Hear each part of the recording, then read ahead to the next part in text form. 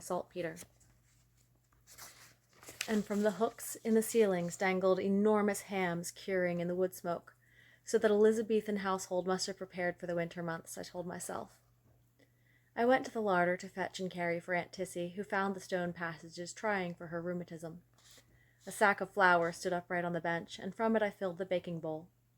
On the shelves were rows of jams and jellies, pickles and chutneys, which we had made in the summer from the fruit of the orchard, and the wild fruit of the hedgerows and fields, blackberries and crabs, sloes and bilberries.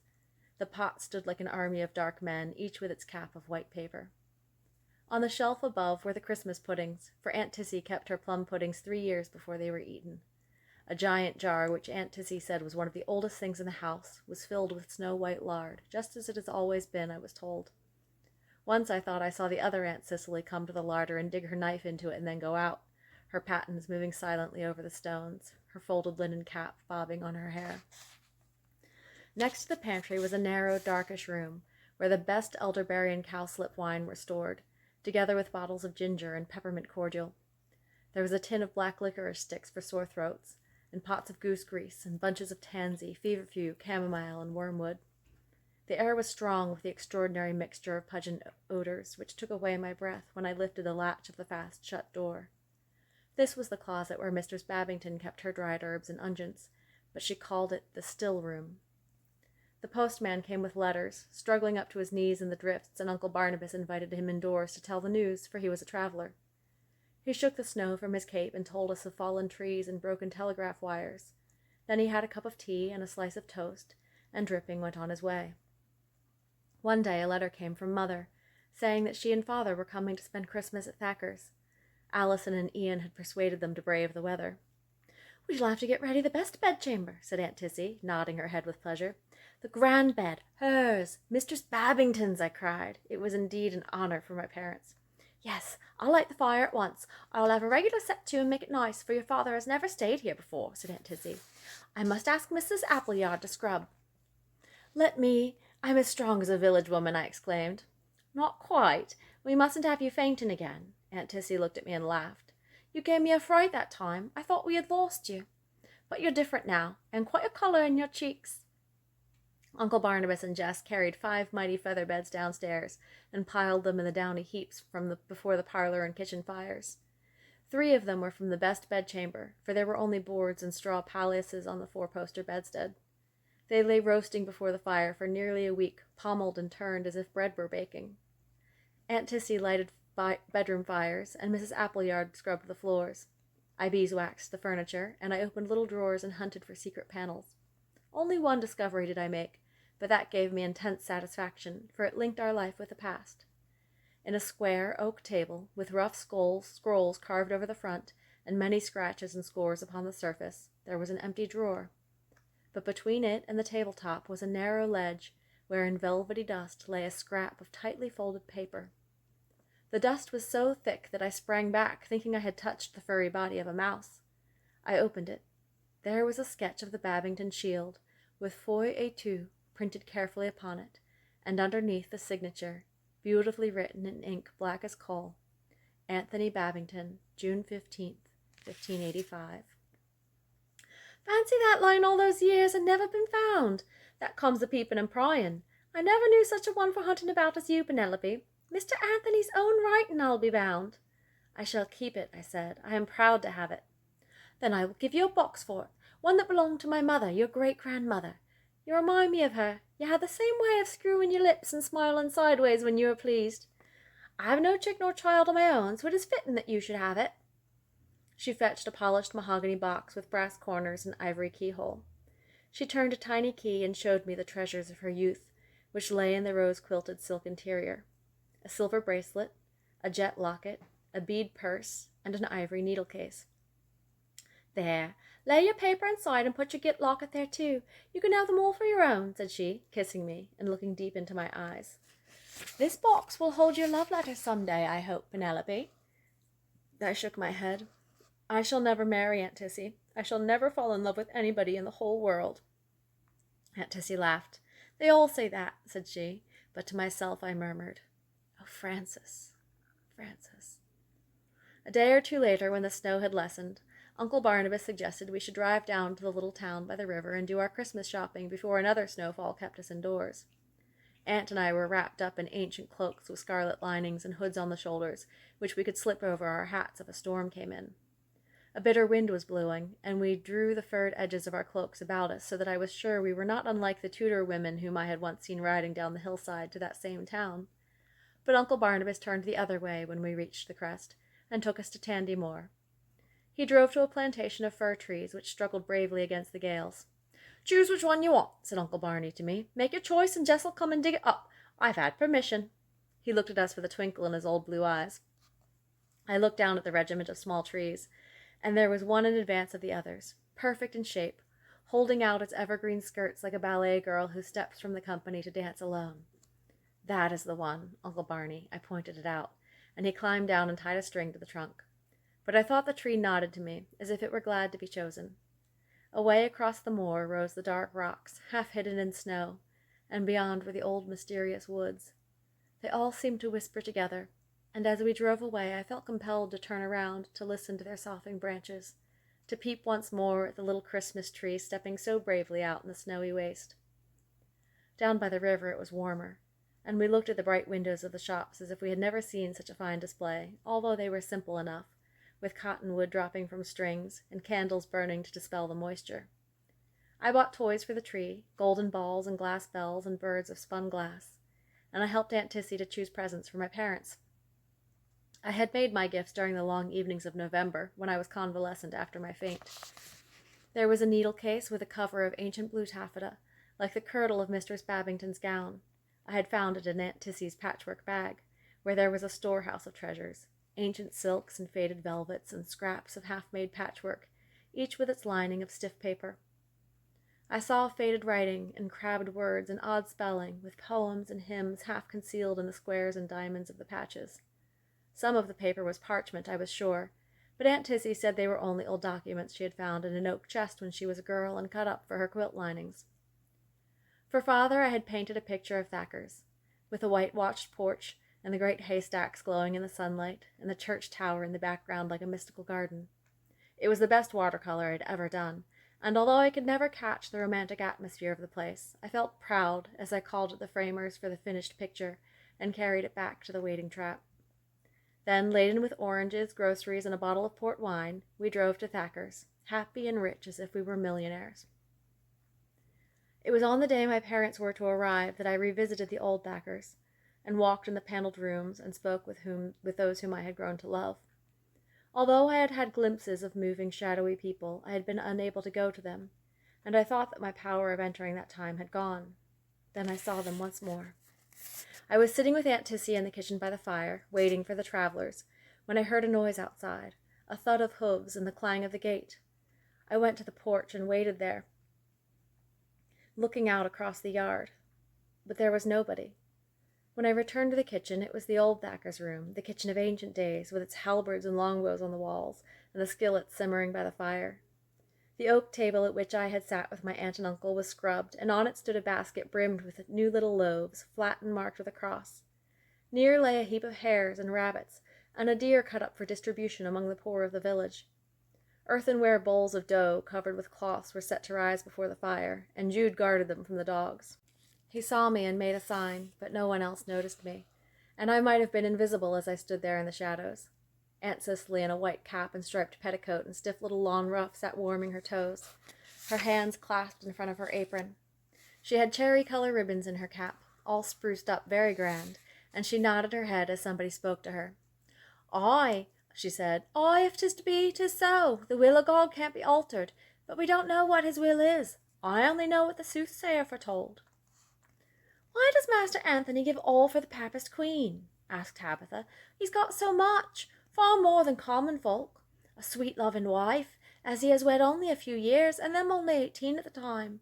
And he has a mother who dotes on him, and sisters and brothers, and good health and fine looks, and great estate that spreads across this bit of England, with manors and woods and all. Surely it is God's will that he looks after his possessions and doesn't interfere between two jealous queens." "Hushie now, Tabitha. You don't know what you're saying. It's none of your business. And you mustn't call her Grace a Papist either. She belongs to the old religion, and we were all of it once, but some have changed and some remained faithful. I've changed the religion of my forefathers because I can get nearer to God without a priest in the way, but I'm faithful to God and the Babington family. If Master Anthony can save the Scottish Queen, he will, and if not, then God have mercy on her, poor lady, and upon him too. I dandled him when he was a babe, and I love him as if he were my own. I fear me he is tangled in this affair more than he knows, and I don't trust that black-haired servant he brings from London. I don't trust him an ell, but he never gets a word out of me beyond good day. Dame Cicely lifted her skirts and pushed the log with her toe. He'll be ruined whether he saves the Queen or not, for all the money is running away like yonder brook, said a man whom I had not seen before. He was Mistress Foljam's lawyer, I heard afterwards. Mistress Babington looks like a ghost, and Mistress Foljam is troubled, for she never knows what may happen. If the Scots Queen came to the throne, Master Anthony would be rewarded, and then he would be very rich, surely, asked Marjorie. To the throne of England? Dame Cicely shook her head. That she can never do. Even if Queen Elizabeth died, which God forbid, before her natural time, the country would not have the Scottish Queen. King James of Scotland would be heir. He has no love for his mother, from what they say. It's a forlorn hope for Master Anthony, and the best he can do is to save Mary Stuart and get her across to France. Then Dame Cicely noticed the way Jude was staring across towards the porch, and she saw me standing there. I ran across the room and flung my arms about her. Her cheeks were firm and hard as apples, and she was real and solid as a wood nut. Bless me, you flit in and out and go off when you please, Penelope, but we forgive you. We're talking of this and of that before we carry in the dinner. What do you think of the decorations? Haven't Tabitha and Marjorie done it well? Tom Snowball usually helps, but he is hard at work digging for lead to make Master Anthony's fortune. The great kitchen was decked with boughs of fir and scarlet-berried holly, and many a branch of bay. From a central hook in the beam hung a round bunch of holly and mistletoe intermingled with ribbons, and garlands swung in loops across the walls. The kissing bunch, Dame Cicely called the ball of berries, and bade me beware of standing under it, for at Christmas everyone, young lords and all, would clip and kiss those maids they caught under its shadow. I noticed that Tabitha and Marjorie and Phoebe loitered much under the bunch that day. Then Aunt Cicely pulled herself up from her chair and got to the baking, for spiced breads were wanted, and I filled the bread oven with dry wood ready for her.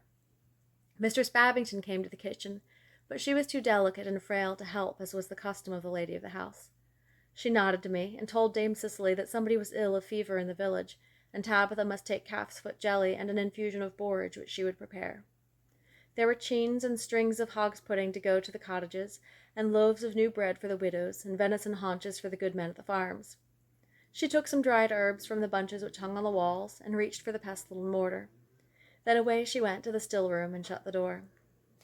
I have work for Penelope's fingers, said Dame Cicely, and she gave me instructions. I went to the hen house to collect the eggs for the marchpane and sweetmeats. I took a basket and the keys and crossed the yard, but Francis came up, calling to me just as if he had seen me every day without a word of our last meeting. Come and see the Yule log, Penelope. He showed me an enormous log which 4 men had dragged up to the barn. All the village would come to Thacker's on Christmas Day, he said, to eat the roast beef and drink the mulled ale, and they would be asked to the hall to watch the Yule log burn and drink healths, the poorer sorts in barley ale, the farmers in sack and canary wine. There would be gifts of food and woolen stuffs, and some of them would bring presents to Anthony. All would be of an equality, with singing and music and play-acting, dressed in garments from the oak chest where I had found my tunic, he added. There would be church in the morning, and then the great feast, and I must come too, he said. No slipping away. At their own table there would be wild boar from the hills of the north, for boars did not live near Thacker's. Only deer and gentle beasts were there. Each year a wild boar was sent to Anthony Babington by the Lord of Haddon, and from its flesh were made brawns and jellies, but the head and shoulders would be roasted in the kitchen and borne into the hall by the oldest man on the estate, John Derbyshire, the bearded old man I had seen at the table one day.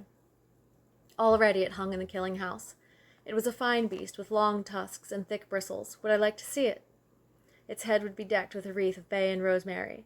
They would sing carols, and as John Derbyshire carried in the boar's head, he would sing in his piping ancient voice, The boar's head in hand bear I, bedecked with bays and rosemary, and I pray you, my masters, all be merry. And all would join then with Quid estis in convivia. We are all joyful, said Francis. We share our pleasures, and you will be with us, Penelope. You will hear the villagers come a-wassailing on Christmas Eve too, and they will enter and drink our barley brew. That's why we have such a great baking and brewing before Christmas-tide. This will be a glorious Christmas," he added, sitting down on a stool in the barn and drawing up another for me. He looked round. Not a soul was there beside ourselves. "The work goes on," said he, "and the underground passage is over a mile long." Then he began to laugh, and he threw back his head with merriment. "Anthony has seen the Queen. It was as good as a play. He dyed his face and hands with walnut juice and put on a pair of old torn leather breeches and a ragged jerkin. In his ears he wore brass earrings, and he darkened his eyebrows and his hair. Oh, you should have seen the sight he was, with his gold hair dipped in a bowl of walnut juice. Anthony, the fastidious dandy. Nobody knew him. Mistress Babington screamed when he entered the hall. He carried a peddler's pack, heaped with ribbons and trinkets, silver beads and glass baubles, and a pomander of silver wire. Some of the things so pretty Mistress Babington longed to have them. There were special things, too, fit for a queen, silver toys such as her grace loves, buttons of enamel and gold for her dress, seed pearls for her broideries, and bunches of silks and tinsels. Then he set off with his pack of gewgaws, and we had it to do to get him out of the house safely, for Tabitha saw him and wanted to buy from the strange gipsy fellow, and he had to stop and speak in half French to bewilder her and let her buy a ribbon before he got away. But she never suspected. He got to Wingfield, and then entered the little west door where the servants go, the nearest door to Thacker's, too. In he went without any question, and soon he came to the hall, following after the servants and the crowd of rascals and fools which went in and out of the serving rooms. He got to the Queen by showing his goods, and speaking of the pretty trinkets he had for the rich and mighty. Her Grace sent for him, and Sir Ralph Sadleir saw him and bought some of his things. When he was with the Queen, he whispered a word in her ears, and she sent her women away. Then he gave her the letters, and received others from her, and told her of the plan of escape, but not the whereabouts of the tunnel. She was full of courage, full of hope. Her eyes sparkled. She was ready for anything. Like a young boy, she was filled with adventure, and Anthony came back most encouraged, so much that I feared he would do something rash. He walked boldly out of Wingfield, and kissed the serving wenches who were loath to let him depart, but he came over the hills in the evening and crept into Thacker's at dusk. He removed the stains as best he could, but that took him much longer than he expected, and we feared he must be a gypsy all his life. Francis fumbled in his pocket and brought out a ribbon. "I bought this for your dark locks from the gypsy's pack, Lady Greensleeve," said he. "Put it on and wear it for me." It was a crumpled green ribbon, stiff with silver thread and laced with silver love knots, and I tied it in a fillet round my head. As I thanked him, I heard Aunt Cicely calling impatiently, and I sprang to my feet. "Penelope, where is the wench? Art helping the hens to lay the eggses?" I hurriedly collected all the eggs I could find, 50 or more, and ran back to the house. "Where did you get that pretty ribbon, Penelope?" asked Tabitha. "Ah, you needn't tell me. Your blushes are enough. Master Francis gave it to you, and he got it from the peddler's pack. That was a queer gypsy as came round here, and I wish he had stopped longer. Yet the loveliest things ever I saw, and he was as handsome a man as ever I saw either. Dark skin and black hair and blue eyes." "You liked him better than Tom Snowball, didn't you, Tabitha?" teased Marjorie. "He was a pretty fellow with a fine leg, wasn't he?" "I won't deny it." Tabitha tossed her head and then gave a sigh. "Oh, but that's a lovely ribbon, Penelope, and it suits you well and matches your green smock." Mistress Babington came out of her still room and went to the storeroom for tall waxen candles for the altar, and I polished the beautiful silver candlesticks. The bell ringers rang their peal of bells, and the deep clashing sound of it went over the hills, joining with the bells in far valleys. I thought of the Queen sitting in her room with her ladies, listening to the bell's message of goodwill on earth, and then kneeling in her private chapel. What did she pray for? Freedom? But what else? Did she ask for vengeance for those long years of imprisonment? And did God listen to prayers for revenge? There was to be midnight mass for Master Anthony and his wife and Mistress Foljambe, who had arrived at Thacker's for Christmas. Fresh straw had already been taken to the church to keep the feet of the congregation warm, and I carried my candlesticks there. When I returned to the kitchen, Dame Cicely was already making the marchpane. A great bowl of almonds was already powdered in the mortar, pots of honey, some flour, and many eggs all mixed together to a stiff paste, ready for moulding.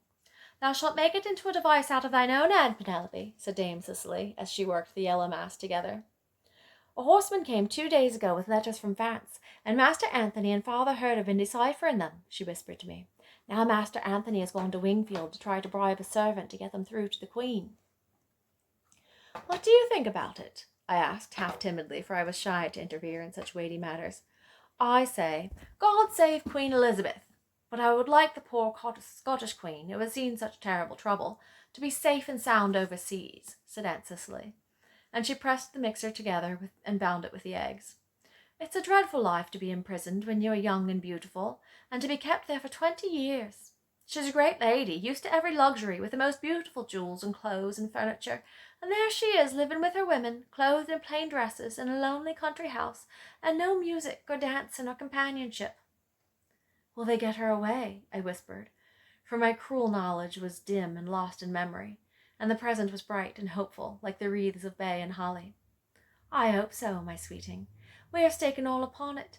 But don't worry your pretty head, Penelope. Get to your pastry shaping, for you've got clever fingers and can make roses and lilies to the life. There's jars of colourings ready for you.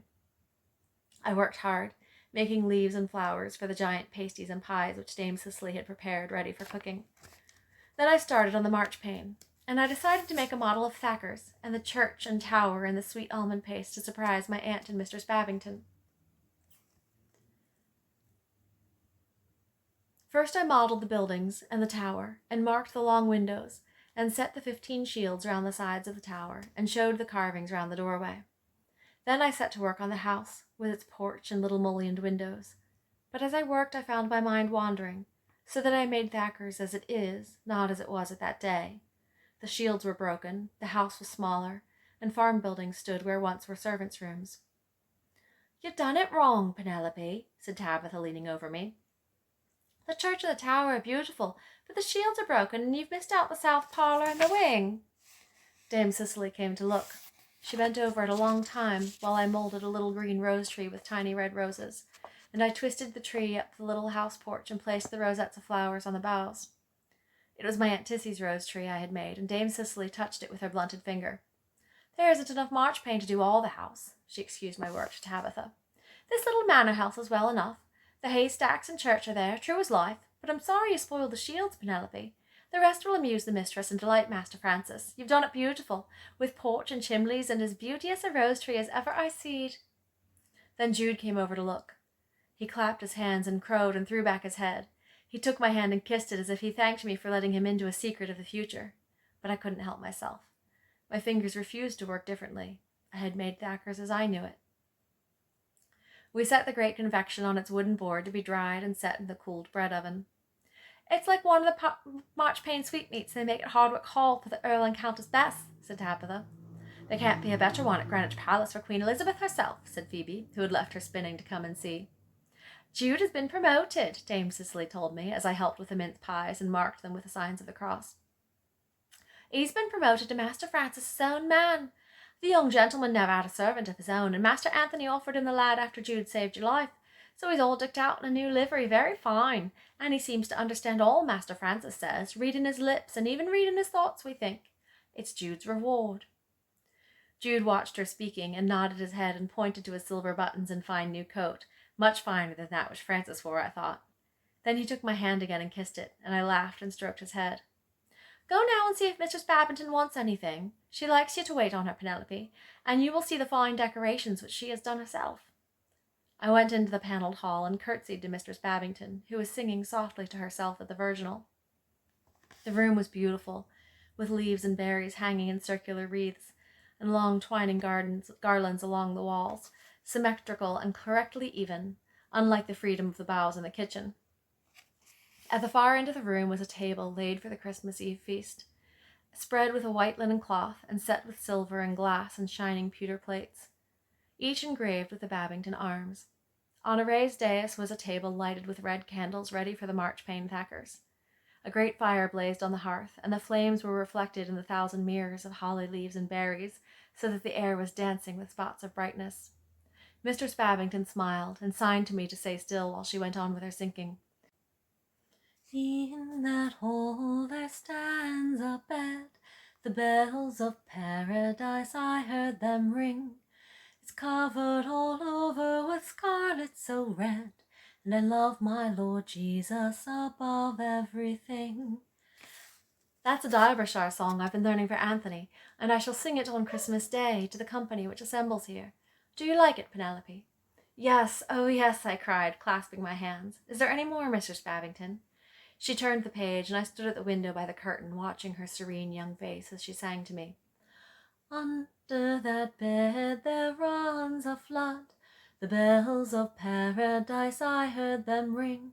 The one half runs water, the other half blood, and I love my Lord Jesus above anything. At the bed's foot there stands a thorn, which ever blossomed since he was born. Over that bed the moon shines bright, denoting our Saviour was born this night. The sweet notes of the plaintive air and the tinkling of the virginal flowed through the timeless world where I stood, and I thought it was the ringing of bells of ice high in the winter sky. Then the music died away, and there was silence, and Mistress Babington bowed her head, her hands resting on the instrument, on the painted panel of our river Darrand swinging forever through its valley of rocks. In my mind rang the carol I had heard.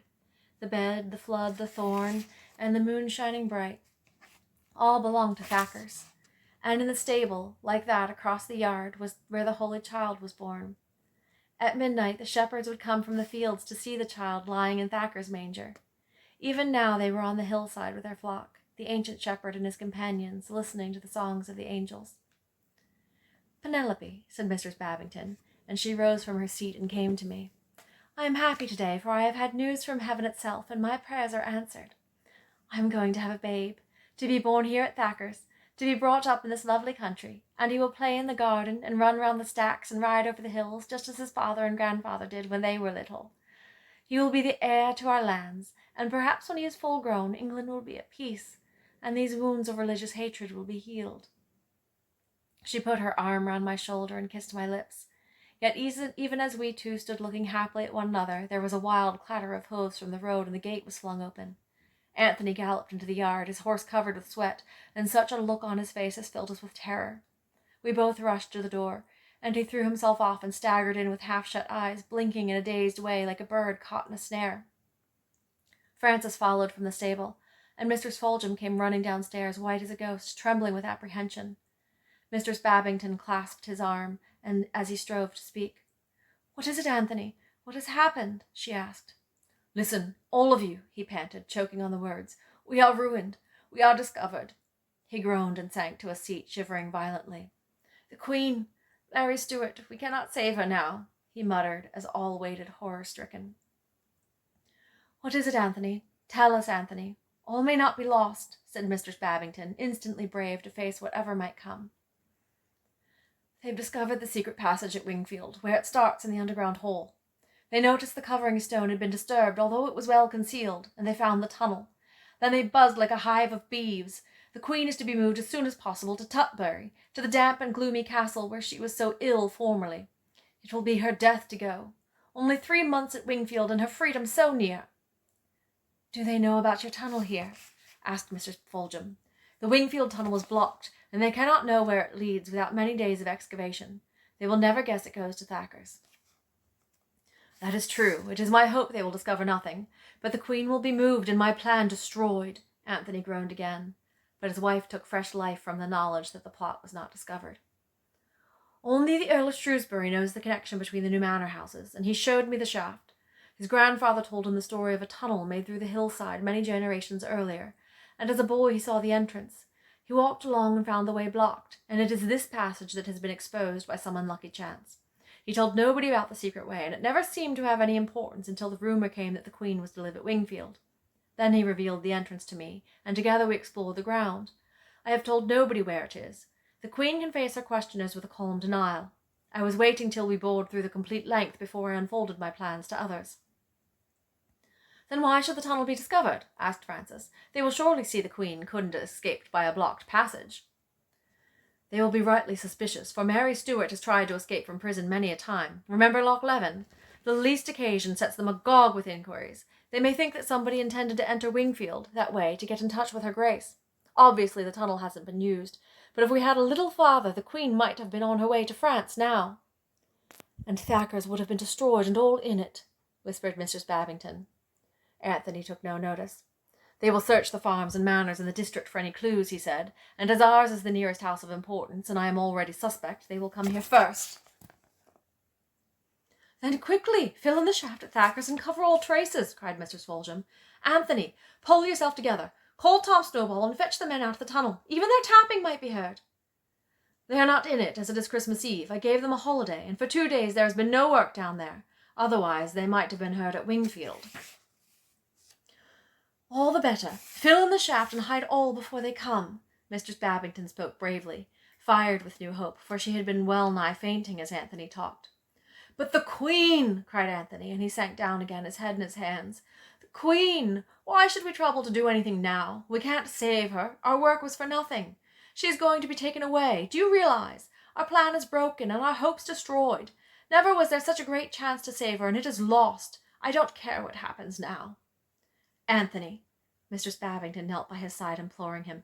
Anthony, save yourself, for my sake, and for the sake of your unborn child. For the sake of Thacker's, cried Mrs. Foljambe, and Francis shook his arm in anger. He rose wearily and went out with Francis to call Tom Snowball and Adam. At once they carried stones and timbers to cover up the disturbed earth, but the ground was frozen and scarred, and the freshly disturbed soil betrayed them. Unlike the earlier shaft, hidden in the old barn under earth and bracken, this one was obviously a recent excavation. I returned to the kitchen to whisper the sad news to Dame Cicely. The old woman went quietly on with her work as if she had known all the time, but it was the fatalism of her nature which made her accept so calmly the blows of destiny. It was not to be, poor lady, she is doomed, she murmured. But Master Anthony, we must save him, she cried with sudden resolution. If they find the shaft and long tunnel, they will know all, and they'll come here first as he is lord of the manor. We can keep the pretence of lead mining with the short unfinished shafts, but not with this. What can we do? I clutched her arm in my anxiety and trouble.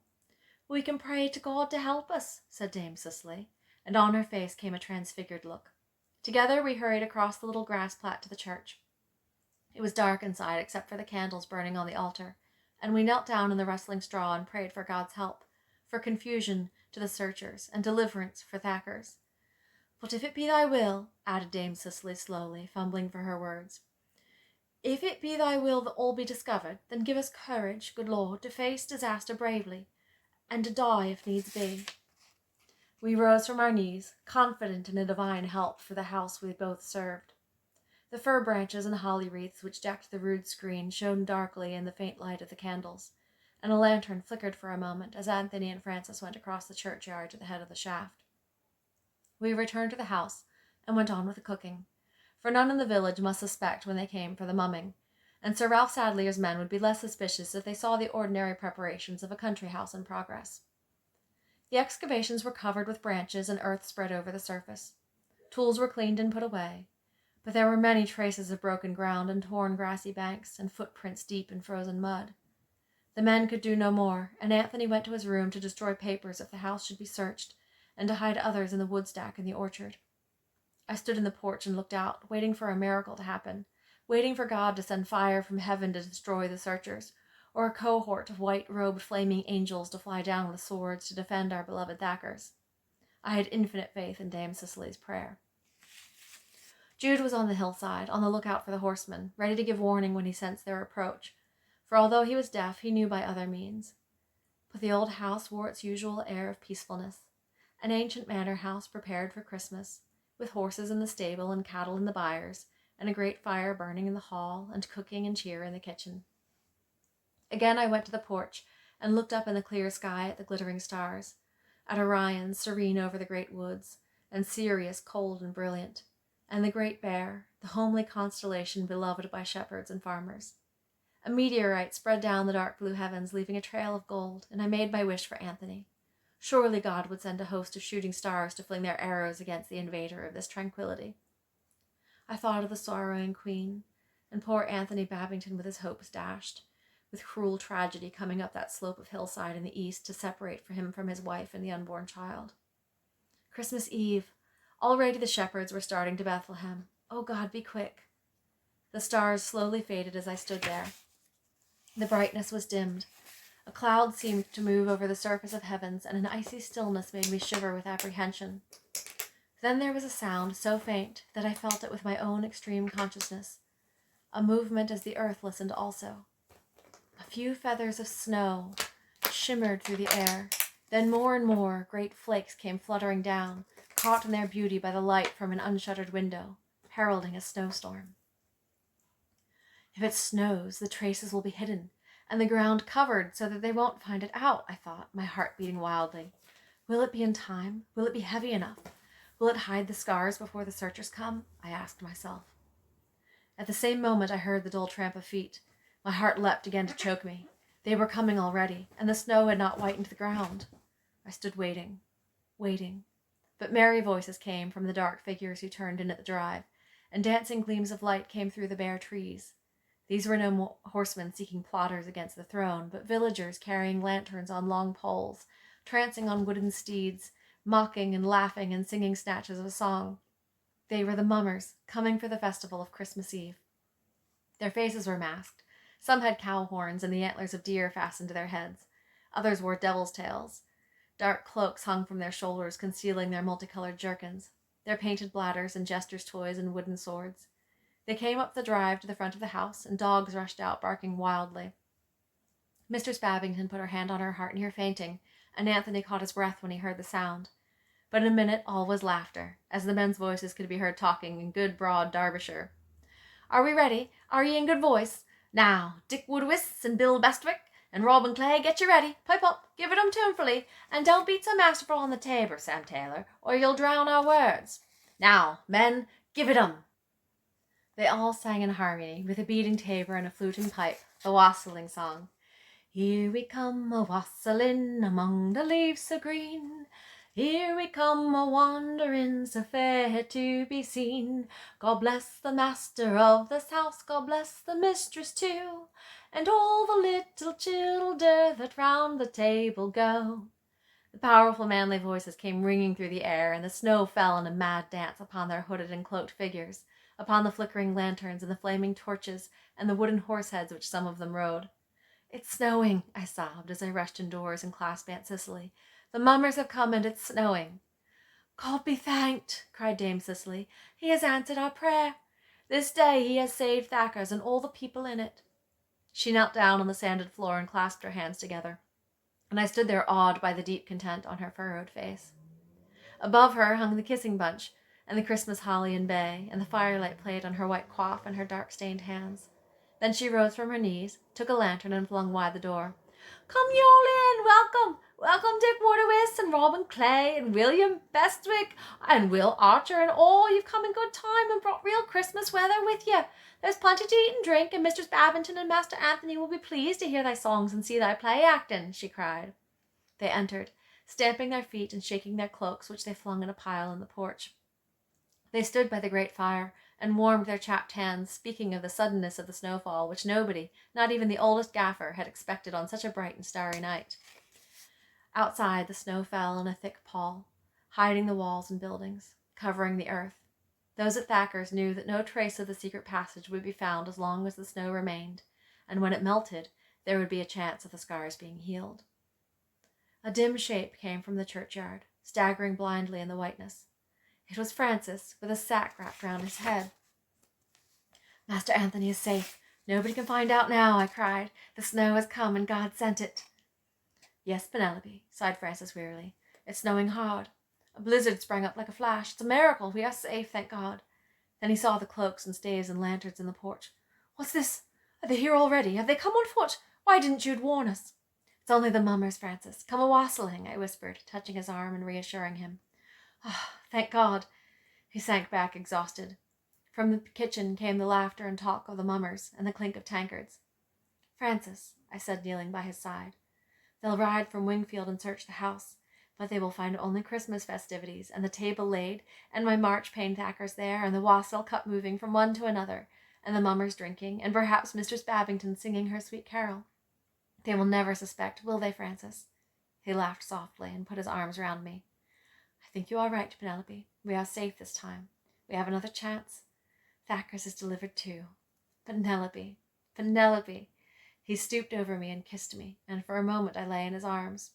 "Don't leave me, Penelope," he whispered. But I sprang to my feet. It's still snowing, I cried, pointing to the sky, and when I turned to him again, he was gone.